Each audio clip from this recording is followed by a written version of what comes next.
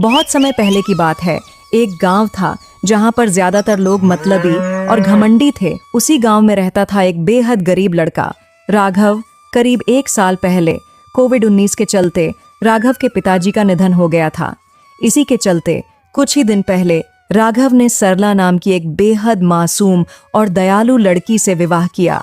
राघव के पास खेती करने के लिए कोई भी खेत नहीं था, इसलिए राघव बेरोजगार की तरह सारा दिन घर में ही पड़ा रहता था। भले ही उसके पास खेत ना हो, लेकिन उसके पास एक चीज थी, और वह थी उसकी बुद्धि, और वही उसकी सबसे बड़ी ताकत और उसका सबसे बड़ा हुनर था।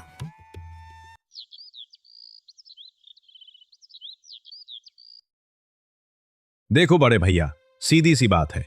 माँ जब मर गई है तो माँ के नाम की सारी जमीन जायदाद मेरी होगी, क्योंकि पिताजी के मरने के बाद तुम 4 साल के लिए बाहर कमाने चले गए थे। तब मैं और मेरी पत्नी मिलकर माँ का ख्याल रखते थे और समय समय पर खाना दवा सब देते थे। इसलिए जमीन और जायदाद पर सिर्फ और सिर्फ मेरा और मेरी पत्नी का हक है। अगर आप फिर से जिद करोगे तो मैं पत्थर से आपको मार दूंगा। तू ये क्या कह रहा है छोटे? मुझे पत्थर से मारने की बात कर रहा है? तेरा दिमाग ठीक है क्या? चलते फिरते जमीन जायदाद के लिए अपने ही भाई पर हाथ उठाएगा? इतनी हिम्मत कब से आने लगी? पहले हम दोनों के बीच कितना प्यार हुआ करता था, और अब इस जमीन जायदाद के लिए इतना नीचे गिर गया तू छोटे। तू अगर प्यार से मुझे एक बार बोल देता तो ये जमीन जायदाद मैं खुशी खुशी तुझे दे देता, लेकिन तू इतना नीच हो गया। छी छी, मैं ये क्या सुन रहा हूं तेरे मुंह से? देखो भैया, बात नीच होने की नहीं है। जब जेब में पैसा होता है तो सभी लोग सम्मान करते हैं, और आप जैसे भाई भी वैल्यू देते हैं। और अगर वहीं पर पैसा ना हो तो गली के कुत्ते जैसा व्यवहार करते हैं। इसलिए मैं नहीं चाहता कि कोई मुझे और मेरी पत्नी को गली के कुत्ते जैसा समझे और आगे चलकर ऐसे रास्तों पर भीख मांगनी पड़े। इसलिए भैया, मैं प्यार से बोल रहा हूं, ये जमीन जायदाद मुझे दे दो। देख छोटे, मेरे ऊपर इतना चिल्ला मत। मैं तेरा बड़ा भाई हूं, मेरी भी कोई इज्जत है। दोनों भाई इसी तरह झगड़ा कर रहे थे। तभी राघव रास्ते से जा रहा था और दोनों भाइयों को आपस में झगड़ते हुए देखकर वहां पर आ गया। राघव: अरे अरे भाई, तुम दोनों इतना क्यों लड़ रहे हो आपस में? तुम दोनों भाई भाई हो, आपस में जो लड़ रहे हो इतना तो दुश्मन भी नहीं लड़ते। और देखो, तुम दोनों एक दूसरे से कुत्तों की तरह लड़ रहे हो। अभी लड़ना बंद करो और बताओ क्या बात है। शायद मैं कोई उपाय निकाल सकूं और तुम दोनों के बीच का झगड़ा खत्म कर सकूं। अबे ओ राघव, तुझे किसी ने कहा क्या हमारा झगड़ा सुलझाने के लिए जो तू यहाँ चला आया? अपने काम से काम रख, हमारे काम में टांग मत अड़ा। हम दोनों भाई अपना हल खुद निकाल लेंगे। नहीं राघव भैया, तुम कहीं मत जाओ, इसकी बात मत सुनो और हमारे झगड़े को सुलझाओ। शायद इस लड़ाई को अब तुम ही रोक सकते हो, क्योंकि सुना है तुम्हारे पास बहुत बुद्धि है। हाँ भैया, मैं सुलझाने की कोशिश करता हूं। पहले बताओ, ये सब किस बात पर हो रहा है? तो सुनो राघव भैया, मेरे छोटे भाई ने कुछ दिन माँ का ख्याल क्या रख लिया, और अब जब माँ का निधन हो गया तो ये कह रहा है कि माँ की सारी जमीन जायदाद ले लेगा, और तो और मुझे मारने की भी बात कर रहा है। और सुनो, पापा के मरने के बाद पैसे कमाने की वजह से मैं 4 साल के लिए बाहर गया था।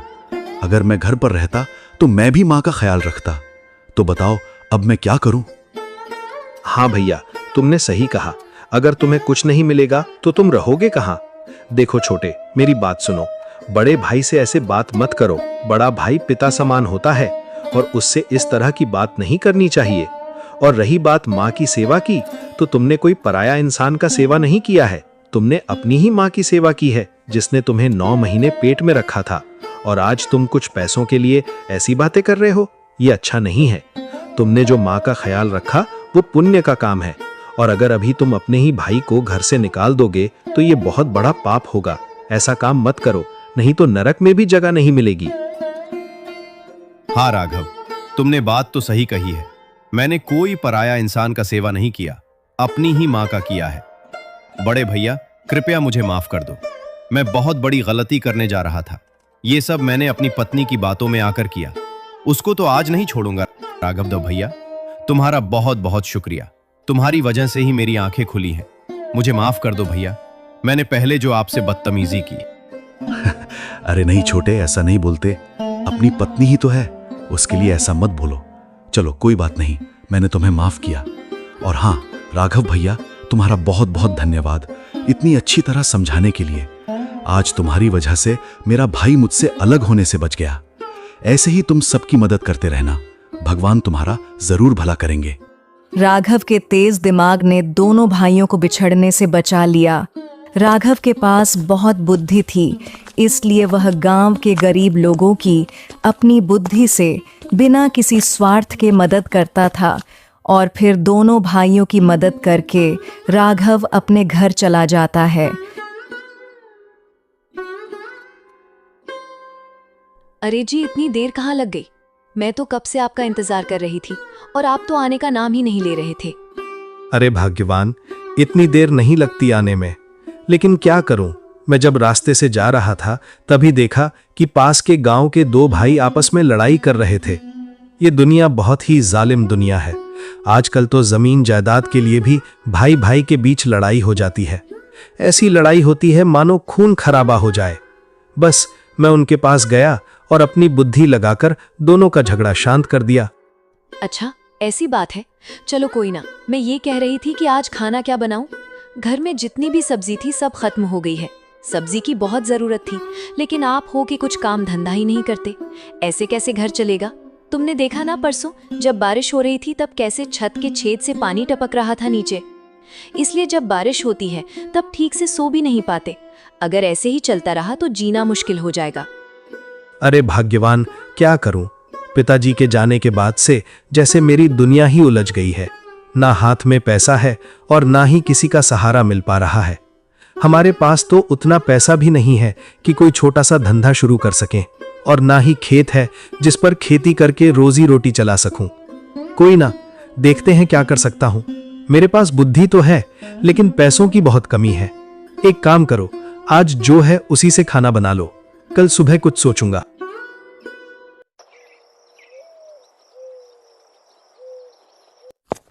सारा दिन बस लॉस ही लॉस, समझ नहीं आता क्या करूं। अरे साहब, आप इतना उदास चेहरा बनाकर कहां जा रहे हो? पहले तो आपको इधर कभी नहीं देखा। अरे क्या बताऊं भाई, मैं अभी बहुत बड़ी समस्या में हूं। तुम्हें क्या ही बताऊं। अब तो टेंशन में रात की नींद भी उड़ चुकी है। पता नहीं क्यों मेरे बिजनेस में इतना घाटा होने लगा है। पहले तो अच्छा खासा चल रहा था, लेकिन अचानक से क्या हो गया मेरे बिजनेस को, यही सोचते सोचते खाना भी नहीं खा पाता। अच्छा, तो ये आपकी टेंशन है, बिजनेस अच्छा नहीं चल रहा। तो सुनिए, आपके बिजनेस में क्यों प्रॉफिट नहीं हो रहा और इतना घाटा क्यों हो रहा है, इसका उपाय राघव नाम का एक लड़का दे सकता है। उसके पास बहुत बुद्धि है, वो आपकी टेंशन एक चुटकी में दूर कर देगा। ये तुम क्या बोल रहे हो? सच में क्या वो लड़का मेरी समस्या का हल निकाल पाएगा? अरे हाँ साहब, पता है, हम दोनों भाइयों के बीच बहुत बड़ा झगड़ा हो रहा था, मानो झगड़ा खत्म होने का नाम ही नहीं ले रहा था। तभी राघव आया और हमारे झगड़े की वजह को बहुत ही अच्छे से समझाकर सुलझा दिया। उसके पास बहुत बुद्धि है, आप एक बार जाकर जरूर मिलिए। मैं गारंटी देता हूं आपका प्रॉब्लम दूर हो जाएगा। अच्छा, तुम इतने विश्वास से कह रहे हो तो मैं जरूर एक बार राघव के पास जाना चाहूंगा। कल सुबह ही मैं उसके पास चला जाऊंगा। उसके बाद व्यापारी वहां से चला जाता है।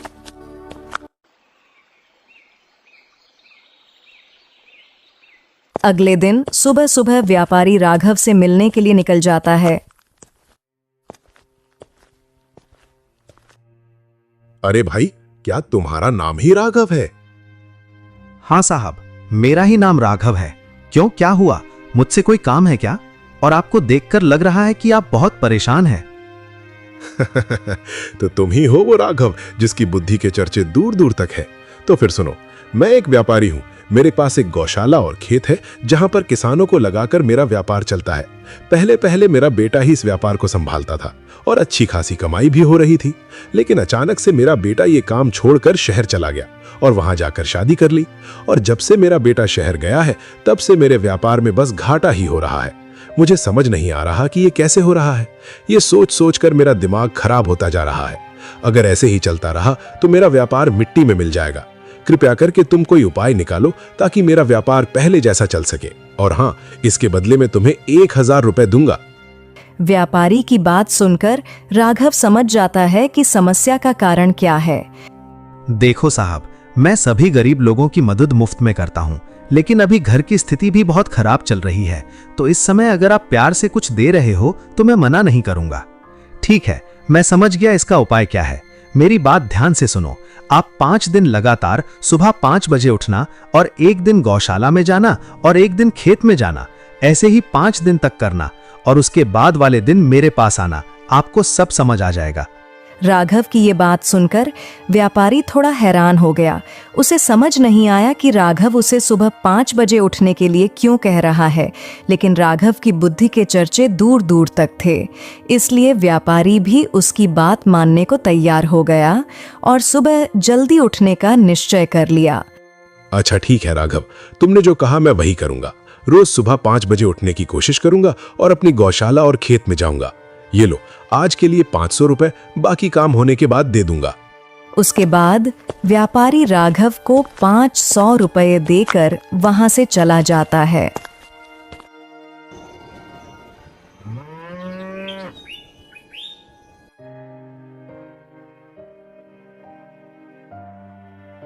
अरे जी, इतना पैसा आपको कहाँ से मिला? इससे तो सब्जी भी खरीद लूंगी और जहां जहां पर छत पे छेद है उसको भी ठीक कर लूंगी। एक व्यापारी आया था मेरे पास और उसने ये पैसे दिए, उसके बदले उसने मुझसे थोड़ी सी बुद्धि ली है। राघव और सरला दोनों ही बहुत खुश हो जाते हैं, क्योंकि जिस समय उन्हें पैसों की बहुत जरूरत थी उसी समय उन्हें पैसा मिला।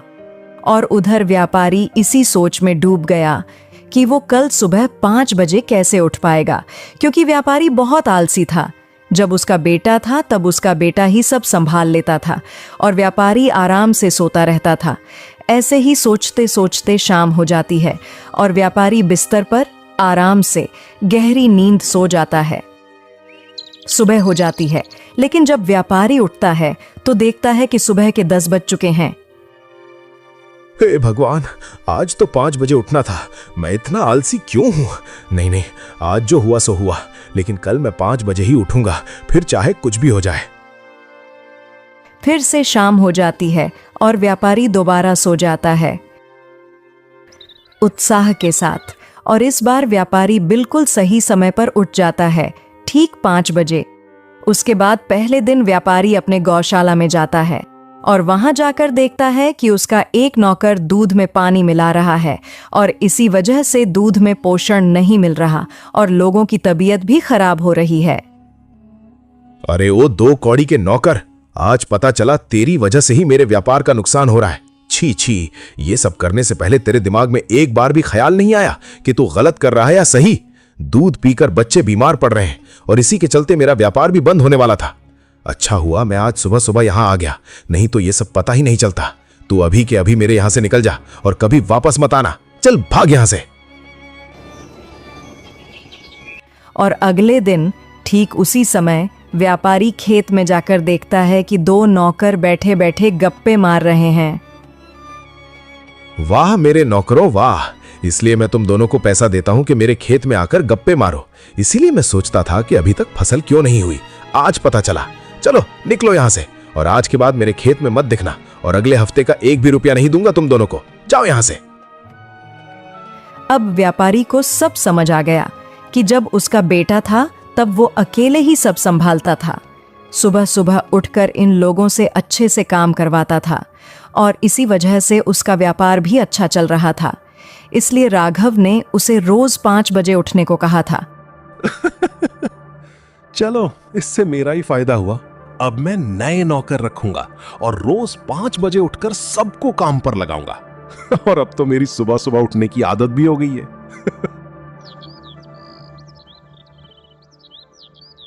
अगले दिन व्यापारी राघव से मिलने के लिए आता है। अरे वाह राघव भाई, तुम्हारी बुद्धि का तो कोई जवाब नहीं है। मेरी समस्या का हल तुमने चुटकियों में निकाल दिया। बहुत बहुत शुक्रिया राघव, आज तुम्हारी वजह से ही मेरा व्यापार पहले से बेहतर चल रहा है। बहुत बहुत धन्यवाद। ये लो बाकी के पैसे।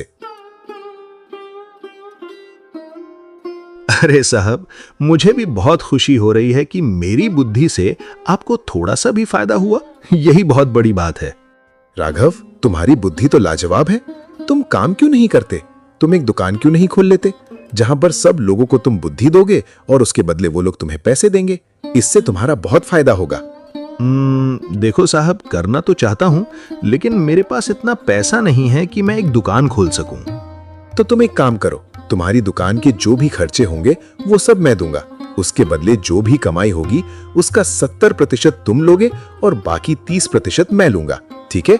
और उस दुकान का नाम होगा बुद्धि की दुकान। हाँ, ये सही है, लेकिन साहब यहाँ पर एक शर्त है। बताओ, तुम्हारी क्या शर्त है? उस दुकान पर जितने भी गरीब लोग आएंगे बुद्धि लेने के लिए, मैं उन लोगों को मुफ्त में बुद्धि दूंगा। बताइए, इससे आपको कोई तकलीफ तो नहीं है? चलो, तुम्हारी शर्त मंजूर है, लेकिन अगर तुम ऐसा करोगे तो तुम्हारा ही नुकसान होगा, क्योंकि ज्यादातर लोग गरीब हैं। खैर, तुम्हारी जो मर्जी वही करो। ठीक है, तो कल से तुम नई दुकान पर आ जाना।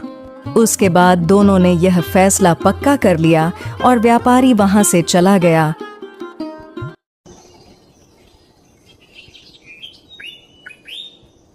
उसके बाद व्यापारी के कहने पर राघव एक बुद्धि की दुकान खोल लेता है। इस दुकान में बुद्धि के बदले राघव को पैसे मिलेंगे। राघव को थोड़ा डर भी लग रहा था, क्योंकि उसे लगता था कि कोई उसकी बुद्धि लेना चाहेगा या नहीं। हे भगवान, मैंने व्यापारी के कहने से तो बुद्धि की दुकान खोल ली, लेकिन किसी को मेरी बुद्धि चाहिए होगी या नहीं? अब तो मेरी रोजी रोटी सब इसी दुकान पर निर्भर है। राघव जब ये सब बातें सोच रहा था, तभी एक आदमी बुद्धि लेने के लिए वहां आ जाता है और राघव उसकी समस्या का हल अपनी बुद्धि से निकाल देता है। ऐसे ही देखते देखते समय बढ़ता गया और बुद्धि की दुकान के सामने भीड़ लगने लगी। लोग आते हैं और बुद्धि लेकर जाते हैं। कुछ लोग पैसे दे देते हैं और कुछ गरीब लोग पैसे नहीं दे पाते। ऐसे ही चलते चलते सुबह से शाम हो जाती है। शाम के 4 बज जाते हैं। अरे वाह भगवान, आपने तो मेरी बात सुन ली। मैंने सोचा भी नहीं था कि मेरी बुद्धि की इतने लोगों को जरूरत होगी। चलो, आज तो पूरे 1000 रुपए हो गए। इसमें से 30% व्यापारी को देना होगा। तभी उसी समय व्यापारी राघव के पास आ जाता है। अरे राघव, आज का दिन कैसा रहा? कैसी चली तुम्हारी बुद्धि की दुकान? एकदम बढ़िया चला। आज तो पूरे 1000 रुपए का मुनाफा हुआ है। आपको लाख लाख धन्यवाद मेरे लिए इतना सब करने के लिए। रुको, मैं इसमें से आपको 300 रुपए दे देता हूं। अरे नहीं राघव, अभी रहने दो। आज तुम्हारा पहला दिन है और वैसे भी ये सब तुम्हारी मेहनत है। मैंने तो बस ये दुकान खुलवाई है। अभी पैसे रहने दो, तुम पूरे 1 महीने बाद अपने मन से दे देना, ठीक है ना? तुम्हें देखकर मुझे अपने बेटे जैसा लगता है। हाँ साहब, आप मुझे अपना बेटा ही समझिए। मैं ऐसे ही मेहनत करता रहूंगा और अगर कुछ चाहिए होगा तो मैं आपसे मांग लूंगा।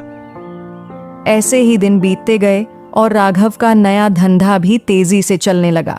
अब राघव के पास रोजी रोटी का एक सहारा हो गया।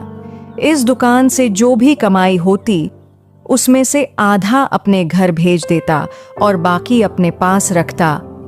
और जैसे जैसे पैसे बढ़ते जाते, वह व्यापारी को भी दे देता।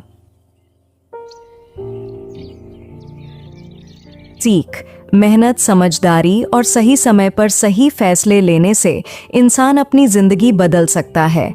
ज्ञान सबसे बड़ी ताकत होती है और जो व्यक्ति अपने ज्ञान का सही उपयोग करता है, वह खुद भी आगे बढ़ता है और दूसरों की भी मदद करता है। साथ ही दूसरों की भलाई करने से ही असली सफलता मिलती है।